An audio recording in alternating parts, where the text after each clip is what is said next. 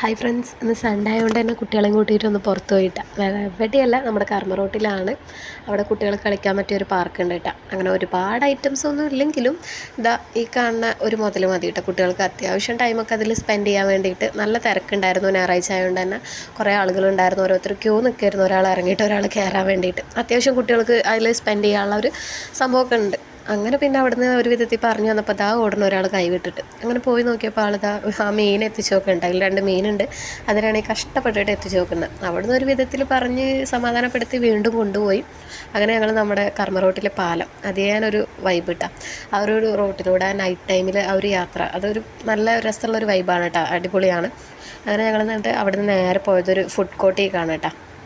അവിടെ പോയിട്ട് നമ്മുടെ പിള്ളേർക്കൊക്കെ ഫുഡ് മേടിച്ചു കൊടുത്തു. അവർക്കത് ആസ്വദിച്ച് തന്നെ കഴിക്കുമായിരുന്നു കേട്ടോ. അങ്ങനെ പിള്ളേർക്ക് ഫുഡ് വാങ്ങിച്ചു കൊടുത്തു. നമ്മളും ഹാപ്പി, നമ്മുടെ പിള്ളേരും ഹാപ്പി.